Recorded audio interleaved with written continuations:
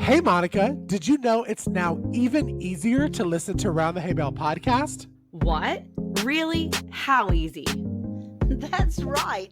All you have to do is say, Alexa, play Round the Hay Bale podcast. Playing Round the Hay Bale podcast on Apple Music. Ooh, we're really fancy now. Tune in to Round the Hay Bale every Monday at 9 a.m. Central Time.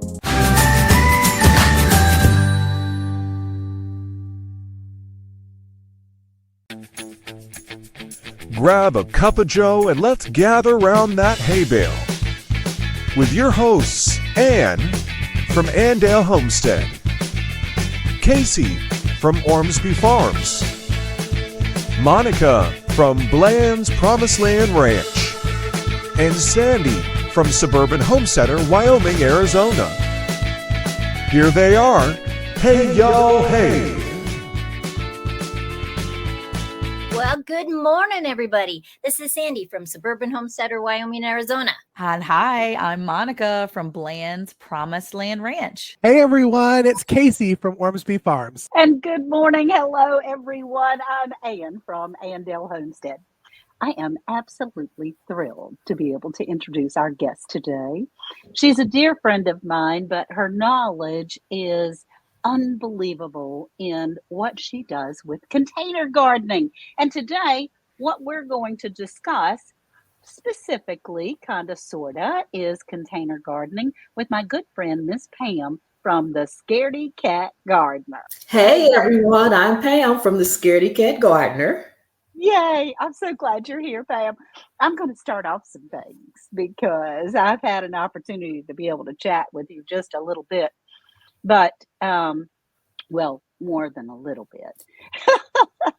What we're doing is talking about container gardening. Now, you have a saying at the end of your videos. And what is that saying? Anywhere you can sit a pot, you can grow a plant. That's so awesome to me. And I mean, do you really think that? Well, the saying actually came about because when I first got ready to start gardening, I didn't really want a garden. All I wanted was a few plants of herbs on my kitchen counter. But unfortunately, my husband said to me in a not so nice voice, you're not getting ready to put those on the kitchen counter, are you? And I said, oh, well, anywhere I can sit a pot, I can grow a plant. And I took my pots out to my deck. So absolutely, I believe that. That's so great. It's been a pleasure to be able to introduce you to Cayce from Ormsby Farms, to Sandi from Suburban Homesteader, Wyoming, and to Monica from Bland's Promised Land Ranch.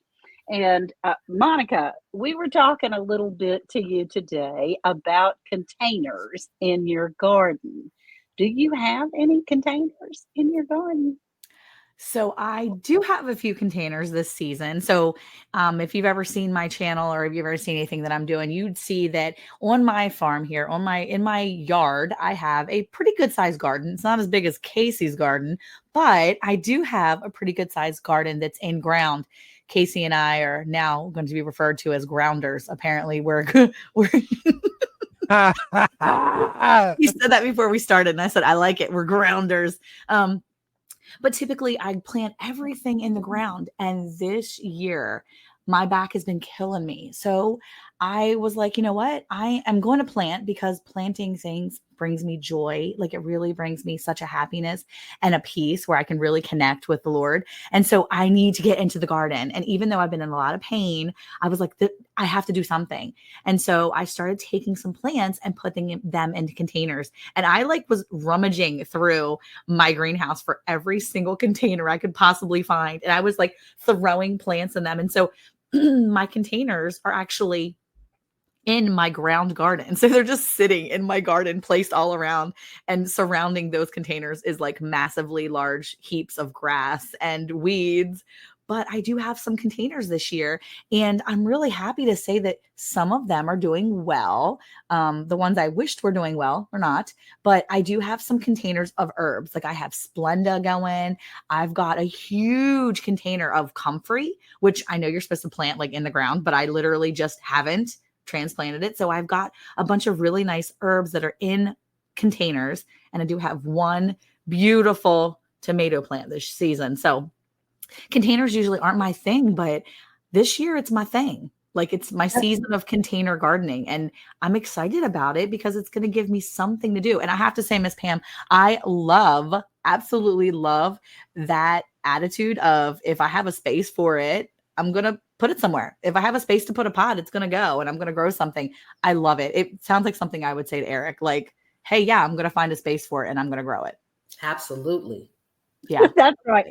Now, Pam, from the Scaredy Cat Gardener, what are you growing? Not everything, but approximately how many pots do you have growing out there? Probably about 25 pots with probably about 3 plants in each pot. Wow. I mean, you have as much in your containers as many of us have in our big gardens. Yes, they're large containers. That's absolutely fantastic. And Monica. So really quick, so you have 3 plants in each container. Are you companion planting, or how are you working that out? What are you putting? Sometimes I'm companion planting and sometimes I'm not. It kind of just depends. But each one of my smallest containers are 15 gallons, and most anything will grow in 5-gallon buckets. So that allows me the space to put 3 in each. I do have some larger ones that have more plants in them. I do try to companion plant as much as possible, but if I got a spot and I need to throw some seeds in there, they're going in. Okay, so if someone was brand new at this, how would you suggest they get started? Like here's me, right? That I normally grow in the ground, and now I'm in a season of life where I need to start using containers. What would you say if someone was going to start container gardening and they just want to grow something? What would you suggest? Like how to start? It's pretty much the same as in ground. You want to go with the things that, number one, you're going to eat and or that you like, especially if you're new completely. If you're not new, anything that you're growing in ground, 9 times out of 10, you can grow it in a container. You may not get the same harvest. You don't get the same amount of food unless you got that many containers, but it absolutely will grow. I've grown corn, huge stalks of corn in containers. I've grown just about anything you can think of. I've tried at least once. There are a lot of things that I just don't. I grew because I wanted to know how to grow it in case I needed to grow it or I needed to eat it that I'm not growing. Potatoes I've grown in containers. I mean, I grew stevia in containers. I grew sugarcane in containers. Just anything you can Watermelon. grow, you can grow in a container. It just needs to be large enough. You grew watermelon. I grew watermelon, yes.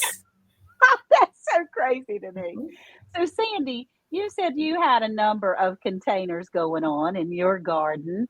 And these two women we're all right around the same age. I mean, we're within 6 months of each other. And so the 3 of us can identify with each other. And so Sandi, what type of things do you have in containers? Because you live in 2 completely different weather areas. Well, I have a lot of things in containers, both places that I grow. And I have a combination of metal containers, plastic containers, clay containers, because they have good and pros and cons of each different kind of container. Like a clay or a terracotta is very porous. It has a lot of good aeration in it, but you have to water it a lot. So those ones I put where they're a little more shade. Where the plastic will hold, it's non-porous, so it's going to hold the moisture in there better. And so I have those where they're going to get the hot afternoon sun, even though I do have to water them every single day.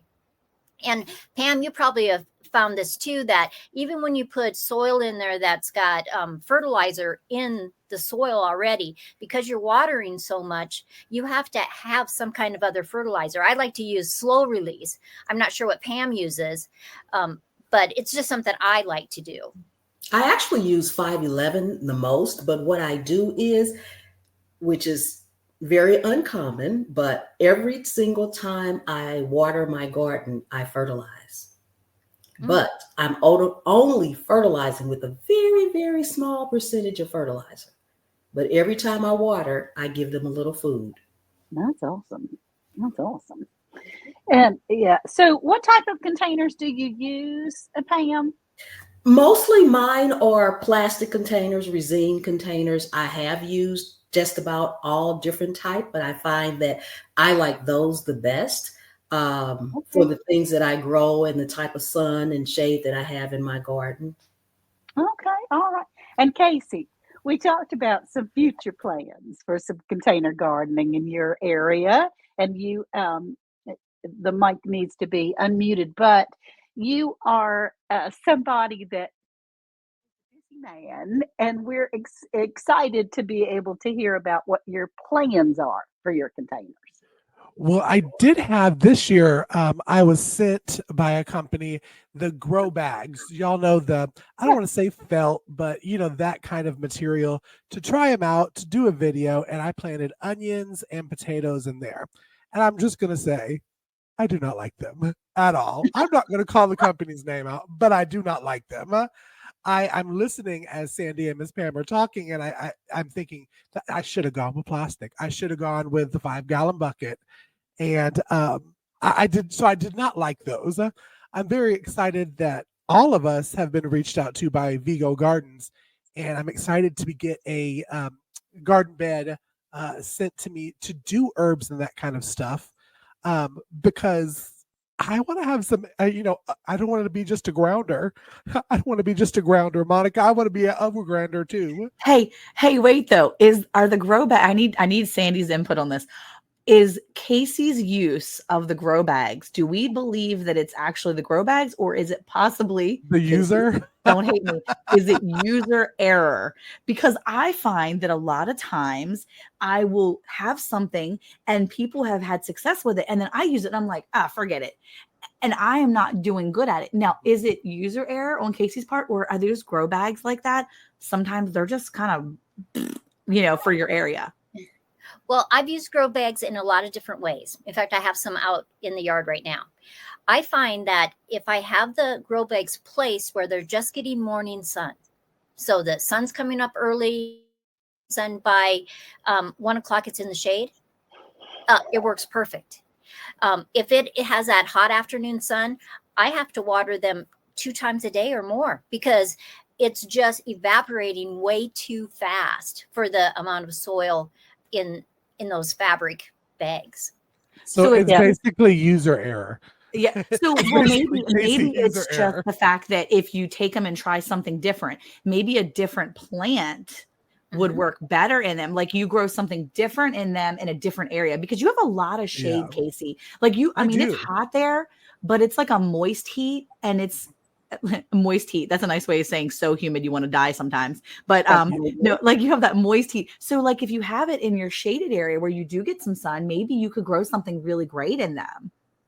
Well, I think in Georgia, I mean, we get that delicious, moist, hot, as you stated. But I have not been able to, and I don't know why I decided to put potatoes in this year, because anybody that's watched my channel for the past 3 years know that I've had zero luck with potatoes. Every single time they get big and beautiful and you're like, green, yes, it's growing, I am so professional. And then you dig them up and there's nothing there. It's like God is laughing at me as I'm doing that. So I did plant a little bit of celery in one, and they're doing well. But I think celery is kind of like the easiest one for dummy plants. You really just plant, water, repeat, and then it works. Well, I will say I tried potatoes this year. They're looking really pretty, but I did them in. Are you ready for my container that I used? Because I forgot I had this. I used a giant cardboard box. Perfect. And I was so excited. I literally did like 3 weeks of research on cardboard box potato planting. I watched, 850 million YouTube videos, and I was like, I'm going to do this. Now, I don't think there's anything growing in there but the pretty plants. So there's probably not any potatoes in there, because we just got, 11 inches of rain in the last 2 weeks here in Northeast Texas. So I probably have nothing but mush in there, but I do have really pretty plants. I'm going to take that part of it and just enjoy that. I do have a big container in there. I forgot about that. That's awesome. So, Miss Pam, when you planted your potatoes, what type of container did you plant them in? I always am so anxious for anything that is underground that we can't see because I you get what Casey got. I planted them in a regular old plastic container, and I planted a bunch of different ones in there, and I walked away. That's one thing I'm good for is, I just plant, I water, I walk away, and I don't worry about it. And I don't think those grow bags are user era. I don't like them either. And for the first time in my life, I threw all of mine away. You did? I normally don't do that because you never know when you're going to need a pot or need something, but it's not, everything that I grew in there grew, but everything grew on the outside of them. Everything got inside of them. And it was not something I wanted to ever do again in life. She is a neat and tidy kind of gal. Anything out of ordinary just kind of sends her a little bit of a chill. So, Miss Pam from Scaredy Cat Gardener, how did you get your name for your channel? Well, it was an obvious name for me. It started when I was a little girl. My mother had these irises, which are now my favorite flower, but she had them all around the yard, and you could not get out of the yard without walking past them. There was just no exit. There was no way. And I would stand there and I would cry until somebody came and got me, or I'd have to run really fast past them because they were going to get me. Period. I was convinced. That lasted until today. And I'm no longer afraid of irises. I love them, but I don't have any sunflowers in my garden. They're too big. I don't like planting squash and pumpkins because the leaves and flowers are too big. And I get scared. And anything else that's out there, one day I was out there and I had a bunch of stuff in my hands. I dropped one of my gloves. I didn't realize I dropped my gloves. It hit my foot and I took off running. I love outdoors. I love gardening. But as much as I love it, I am afraid. So it was a natural fit. It was a natural fit.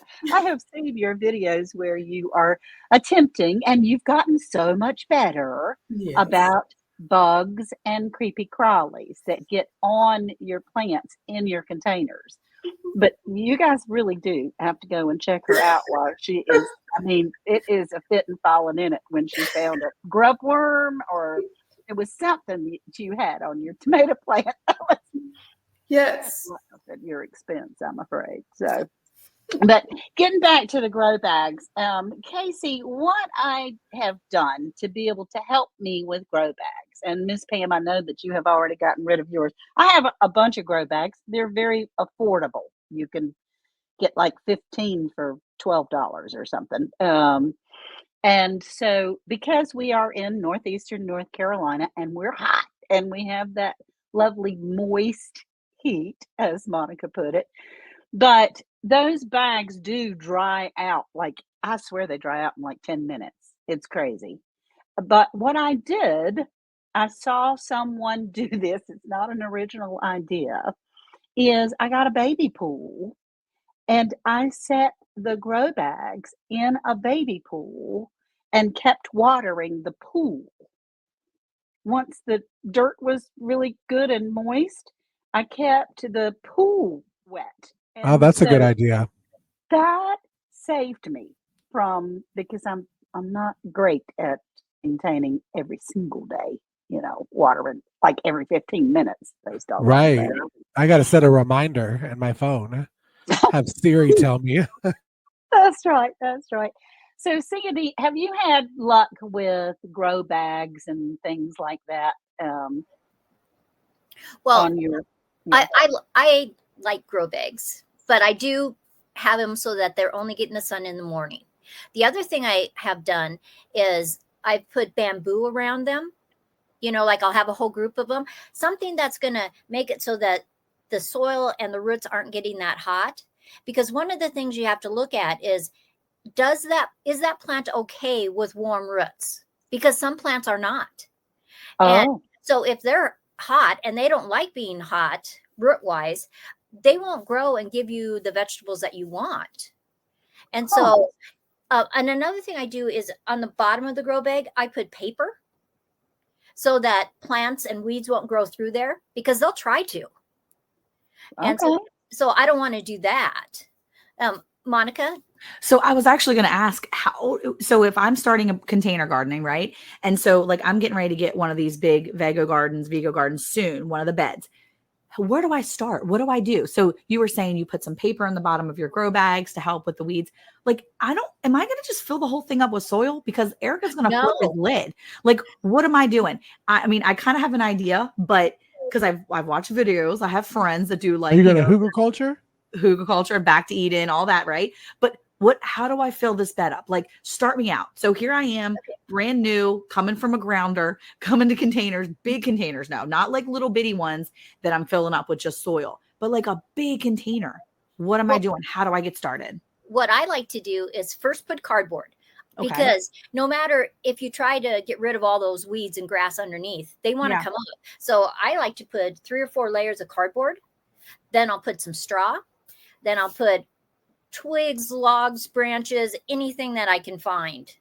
And it's only that top third that I'm putting actual soil in, because, well, where I live, it's very hot, it's very dry. So with a raised bed container, I want something that's lower. If you live someplace that has a lot of moisture, it's rainy, it's hot, you probably want something taller so that it just really filters the moisture through there. But for me, I need it lower. So my Vigo gardens are the 11-inch tall ones.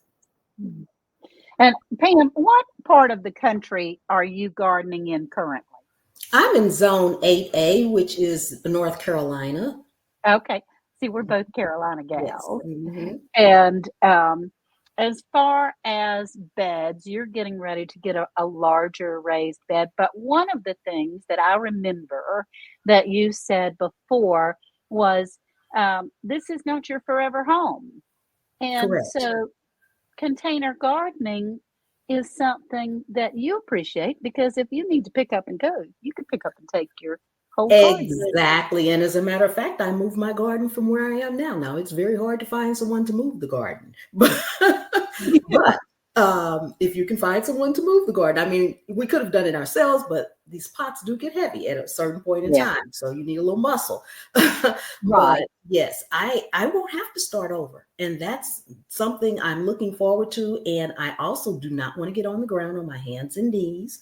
And my pots that I have some that are actually raised up, probably about 3 feet off the ground already. And the ones that I have that are, although they're tall pots, they're a good sized pot, I will eventually still put those on something else, on a bench, on something, concrete cinder blocks or something, to raise those up to become waist high. The only downside is that you really have to pay attention to what you're planting. Most of my tomato plants will get to be, even now, 10 feet tall. So if they're at waist high and they're in a pot and they're 10 feet tall, it means I need a ladder to harvest. So then you want it to be back down on the ground so that when you get ready to harvest, you can reach it. But then other plants that won't grow, your herbs and things like that, you want those at waist high so you don't have to do the bending. Okay, so what you're doing is calculating how big the plant's going to get, how tall, as to how tall you want your containers. That's right. Mm-hmm. Okay, all right, that sounds good.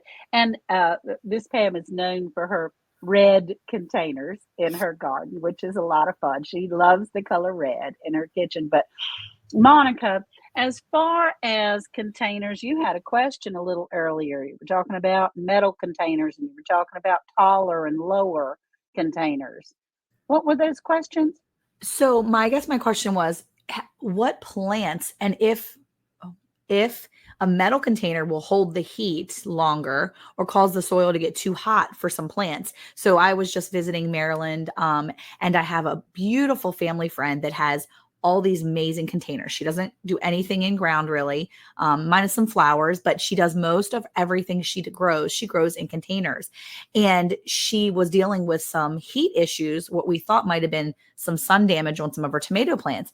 And I was noticing that she's got these metal containers. And I was wondering if the metal containers were keeping the roots too hot or the soil too hot for her tomatoes, or the multitude of things she's got in some of those planters, because she has other tomatoes in plastic containers. And those tomatoes honestly were doing great compared to the ones. Now, the metal containers were also in the high sun. So I recommended getting a shade cloth just in case. But I was wondering if the metal containers will hold the heat and cause the root system to get super hot. And Sandi touched on that earlier. And so that was like kind of a start to my question. But how do I know what plants shouldn't be in the metal containers? Because I live in Texas and everything burns up in Texas. Well, like pepper roots don't mind to be hot. Okay. Tomato plants, they don't want their roots to be hot.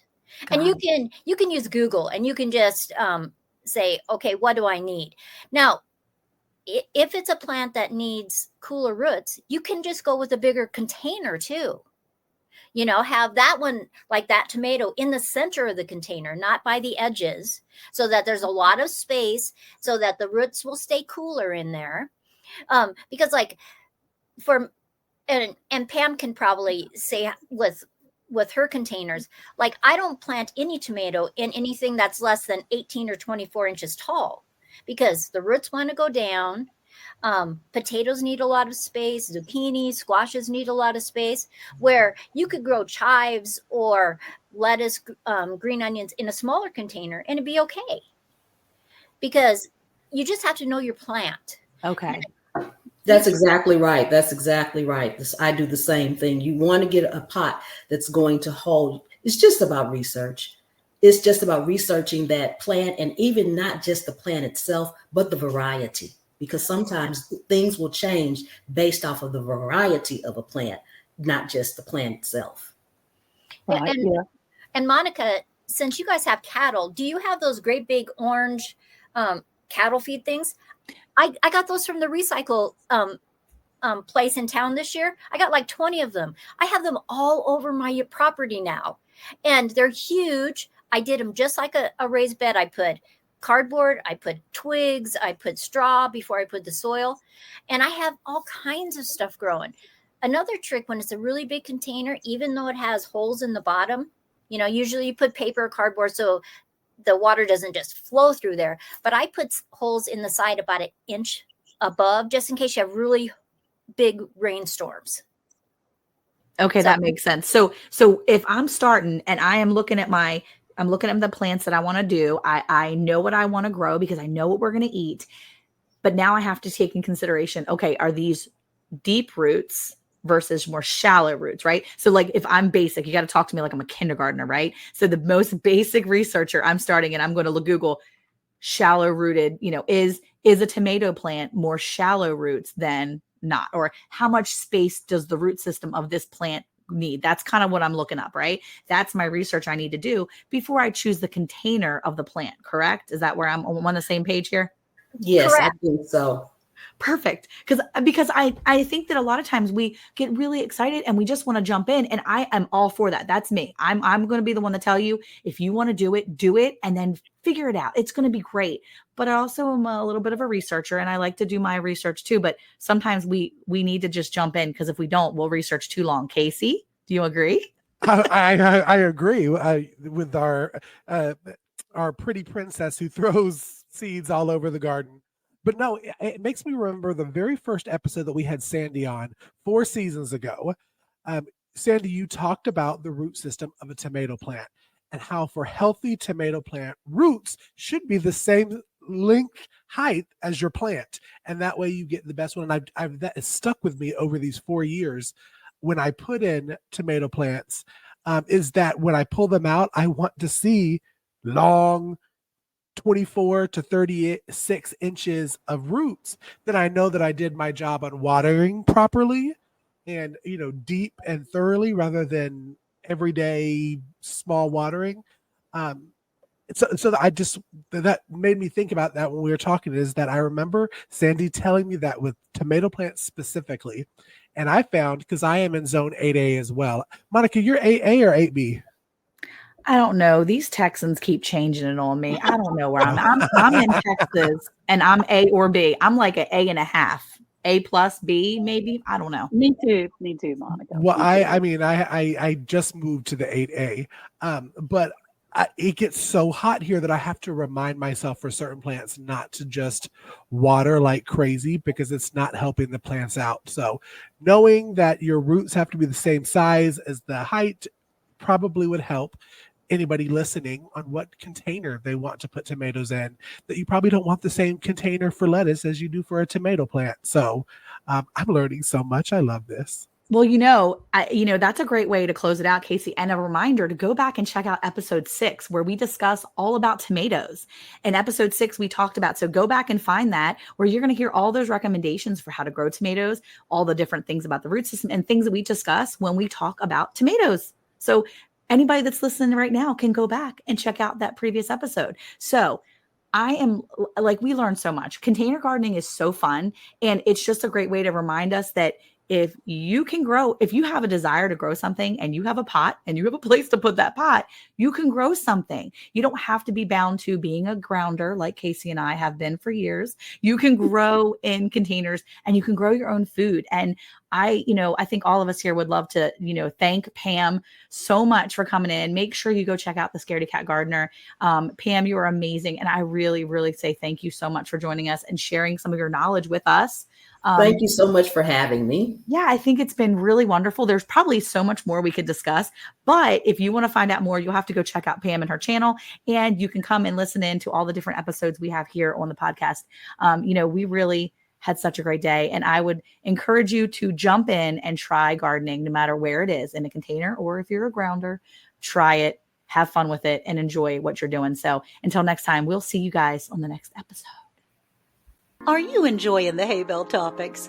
To learn more, click on our LinkTree link to get all of our product recommendations, along with discount codes and more.